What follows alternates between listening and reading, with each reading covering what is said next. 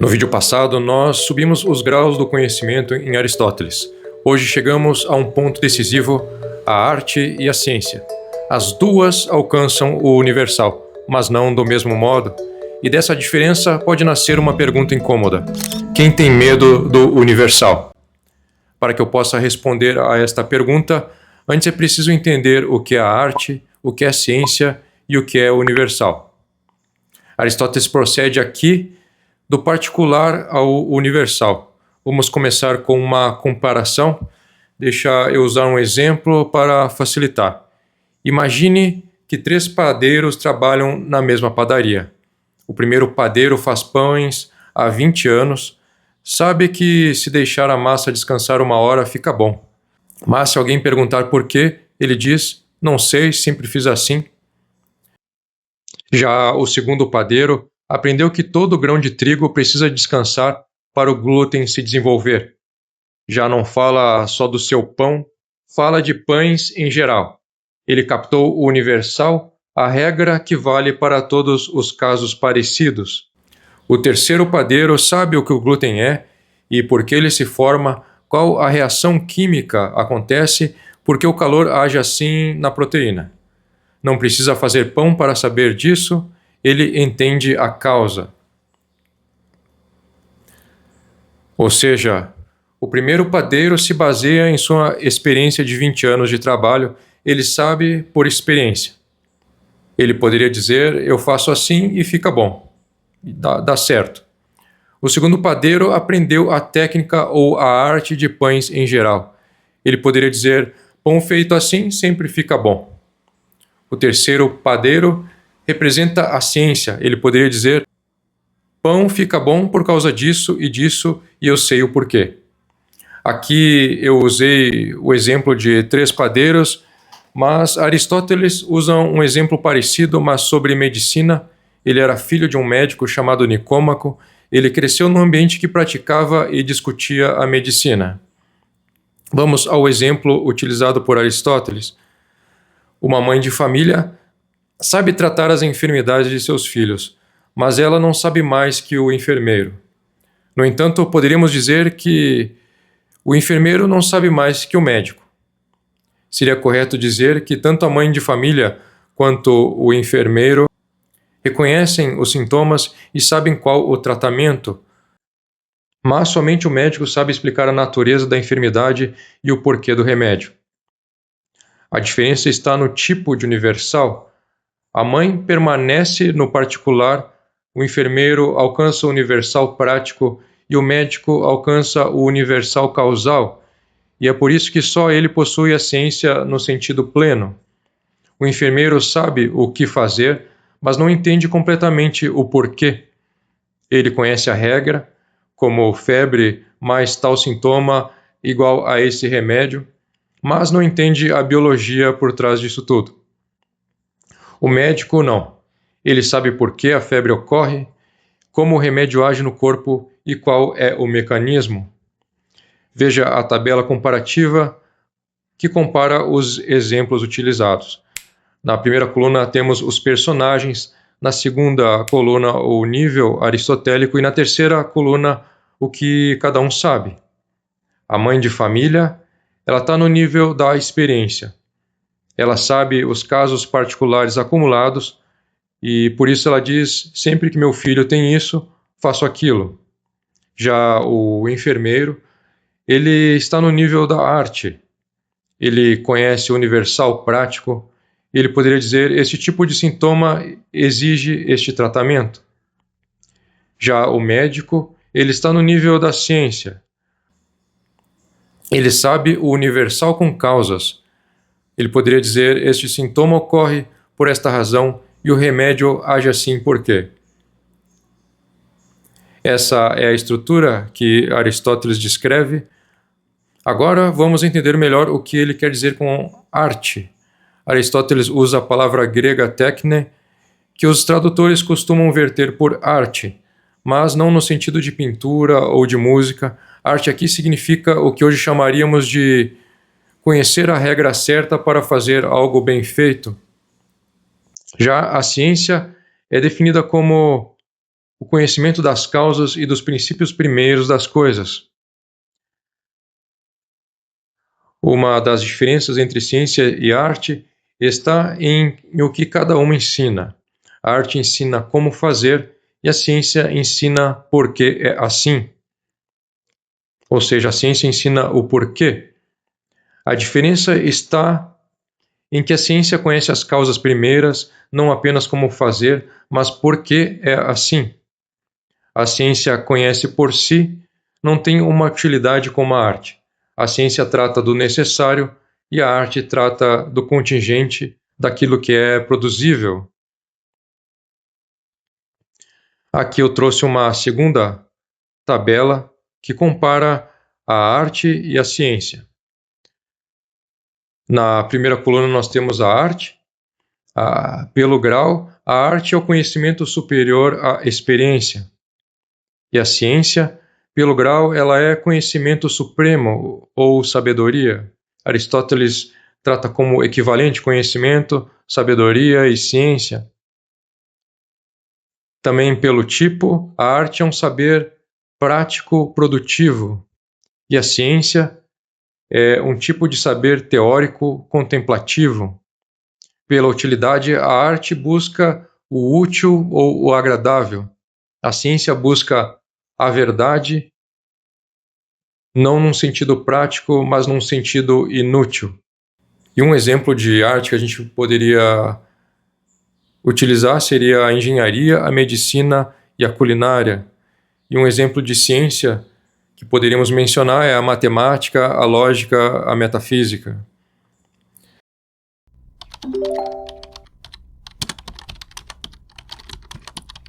Segundo Aristóteles, a arte e a ciência representam dois graus distintos do saber. A arte constitui um conhecimento superior à mera experiência, de natureza prática e produtiva, voltada para o útil ou o agradável, como se vê na engenharia, na medicina e na culinária. A ciência, por sua vez, ocupa o grau supremo do conhecimento, a sabedoria, sendo de natureza teórica e contemplativa, orientada exclusivamente pela busca da verdade, o que a torna paradoxalmente inútil do ponto de vista prático. É nessa inutilidade que reside sua nobreza. Disciplinas como matemática, a lógica e a metafísica não servem a nenhum fim externo, pois elas mesmas são o fim. Em seguida, vejamos o que diz o próprio Aristóteles sobre como o ser humano adquire ciência e arte. Ele diz: os homens adquirem ciência e arte por meio da experiência. A experiência, como diz Polo, produz a arte, enquanto a inexperiência produz o acaso. A arte se produz quando, de muitas observações da experiência, forma-se um juízo geral e único, passível de ser referido a todos os casos semelhantes. Nesse recorte de Aristóteles, vemos que tanto a ciência quanto a arte vêm da experiência. Cada grau superior do conhecimento depende dos demais, um produz o outro. A arte surge depois de muitas observações da experiência, formando um juízo universal que serve para todos os casos semelhantes. Ela capta o universal dos casos particulares. Como diz um comentador, a ciência e a arte são uma consumação dos conhecimentos anteriores, pois possuem como objeto o que é algo. Dado esta comparação, seria possível dizer que a ciência está acima da arte? Aristóteles responde que não necessariamente, e adverte que os experientes têm mais sucesso do que os que possuem a teoria sem a prática. Ele diz: se alguém tem o conhecimento teórico sem a experiência, e sabe o universal, porém ignora seu conteúdo particular, muitas vezes errará no tratamento, pois é o particular que pode ser curado.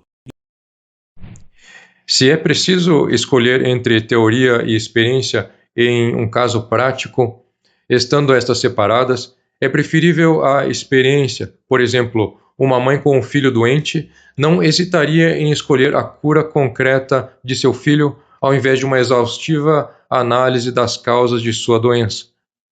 Aristóteles explica que o médico não cura o homem abstratamente, Ele não trata a ideia de homem, mas o homem em concreto, ou o homem em particular como João, Maria ou Carlos. No entanto, é preciso dizer que, embora a ciência e a arte possam ser consideradas no mesmo grau de conhecimento por serem ambas universais, a ciência é considerada por Aristóteles como um grau supremo e mais perfeito. A arte parte do universal para aplicá-lo ao singular. Seu ponto de chegada é a ação concreta. Por exemplo, o arquiteto projeta em termos universais, mas para construir este edifício. Já a ciência vai do universal ao universal. Sua conclusão permanece no plano teórico e demonstrativo. Em síntese, a ciência supera a arte em grau porque conhece as causas mais universais e necessárias, é mais ensinável, mais exata e mais livre, não se ordena a nenhum fim externo.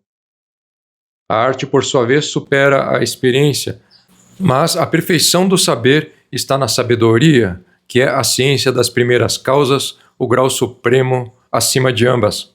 Aristóteles, num determinado ponto do texto, parece mudar o critério de recorte. Num primeiro momento, ele estabelece graus do conhecimento em relação com o universal, em que coloca a ciência e a arte no mesmo nível. Depois, em um segundo momento, relaciona tudo com a sabedoria, que ele trata como sinônimo de ciência, colocando a ciência como conhecimento supremo. Vejamos o que ele diz. E a finalidade do raciocínio, que ora fazemos, é demonstrar que, pelo nome de sapiência, todos entendem a pesquisa das causas primeiras e dos princípios. E é por isso que, como dissemos acima, quem tem experiência é considerado mais sábio do que quem possui apenas algum conhecimento sensível, quem tem a arte mais do que quem tem experiência, quem dirige mais do que o trabalhador manual e as ciências teoréticas mais do que as práticas. É evidente, portanto, que a sapiência é uma ciência acerca de certos princípios e certas causas. E, para encerrar, voltemos à pergunta do início do vídeo. Quem tem medo do universal? Para responder a esta pergunta, antes vejamos uma objeção. Todo conceito surge por igualação do não igual. O universal é uma máscara, é o medo da vida real, que é múltipla e selvagem. Quem tem medo não é do universal, mas do particular sem rédeas. Essa não é uma citação literal, é apenas uma síntese da crítica de Nietzsche e de Foucault. E é preciso dizer que, na verdade, esses autores miravam nos excessos do idealismo e acabaram por generalizar, atacando tudo indistintamente. A objeção assume que o universal é uma abstração separada da realidade, uma fuga dela. A crítica de Nietzsche e Foucault faz sentido contra o idealismo platônico ou o universalismo abstrato que nega a particularidade. Mas para Aristóteles isso é falso. Basta ver que Aristóteles não tem nenhum problema com o particular, não utiliza o universal como uma máscara. Tanto o particular quanto o universal são na realidade. Por isso se diz que Aristóteles é um realista. O universal existe na realidade concreta. Quando você vê João, Maria e o Carlos, 3 homens particulares, você não está vendo máscaras da humanidade, você está vendo o universal humanidade encarnado em cada um deles. E a objeção romantiza o particular selvagem como se fosse mais real ou mais livre, porém, é realmente mais livre quem está cego. Por exemplo, o homem que só tem experiência acumulada está preso ao acaso. Se algo novo acontece, ele não sabe o que fazer. O homem que entende as causas, por exemplo, o médico, está verdadeiramente livre. Ele pode agir em qualquer situação porque compreende. A vida real sem o universal não é liberdade. É escravidão ao acaso, ao inexplicado, ao acidental. A verdade é que o universal aperfeiçoa o particular, não o mascara, pois quanto melhor você entende a universalidade de algo, melhor você lida com seus casos particulares. O médico que entende as causas trata melhor João doente do que alguém que tem experiência vaga. E existe um medo do particular? Podemos responder que sim, há um medo do particular sem rédeas, e é exatamente por isso que nós buscamos o universal. Mas não é medo do conhecimento, é medo da ignorância. Por exemplo, a mãe de família tem medo de não saber como salvar o seu filho doente. Por isso, ela aprende. O enfermeiro tem medo de errar no tratamento, por isso ele busca regras. O médico tem medo de não compreender completamente, por isso ele estuda as causas. O movimento para o universal é o movimento para longe do medo de ser impotente diante da realidade. E a solução é exatamente aquilo que eles criticam: conhecer as causas, alcançar o universal. E, por fim das contas, talvez sejam eles que possuem medo, não do particular, mas do universal. Sem o universal, nós estamos cegos. Por quê? Porque sem o universal, você só tem casos isolados. Você sabe que seu filho teve febre e dei esse remédio e funcionou, mas não sabe se vai funcionar em outro caso. É como estar guiado por acidentes ou sorte, não por compreensão. Não há ciência, apenas acidente. O universal é a luz que organiza o caos. O livro Alfa da Metafísica não fala de medo do universal, mas ele mostra por que alguém poderia temê-lo. Porque o universal exige mais do que acertar. Exige compreender. E compreender significa sair da segurança da experiência existencial e enfrentar a pergunta pelo porquê. O universal é o lugar onde o sempre funcionou já não basta. Aristóteles não pergunta quem tem medo do universal, mas ele mostra que, sem ele, não há ciência, só o hábito bem-sucedido. E talvez a pergunta mais incômoda seja esta: você quer apenas acertar ou quer entender?